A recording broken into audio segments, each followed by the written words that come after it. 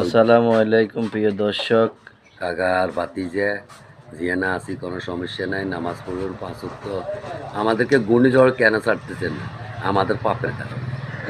পাপ আমাদের বেশি, এ কারণে আমাদের লোভ লালসা এগুলা ছাড়ি দিতে হইব, নাহলে ঘূর্ণিঝড়ে আমাদেরকে 5 তালাকা 100 তালা হালাই দিব। এই লোভ করিয়েন না। ঘূর্ণিঝড়ে তোর বাসে আল্লাহ তাআলা আমাদের উত্তম জাযা দান করুক। জাযাকাল্লাহু খাইর, জাযাকাল্লাহু খাইর।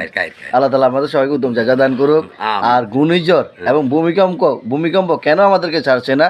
আমরা অতিরিক্ত আমল করব এবং আমরা লা ইলাহা ইল্লা আনতা সুবহানাকা ইন্নী কুনতু মিনাজ জালিমিন দৈনিক 3 বার পড়বে এবং আমিন বেশি বেশি পড়ব। আর লোভ করিয়েন না, আল্লাহ তাআলা সবাইকে উত্তম জাযা দান করুক, সবাইকে উত্তম জাযবা দান করুক, উত্তম হায়াত দান করুক এবং সবাইকে উত্তম ভালোভাবে থাকার তৌফিক দান করুক এবং সকল প্রকার বিপদ আপদ থেকে যেন হেফাজতে থাকতে পারে সেই তৌফিক দান করুক। বেশি ভিউ করে দিবেন, বেশি ভিউ, লাইক, সাবস্ক্রাইব করে দিবেন, ভাইরাল করে দিবেন।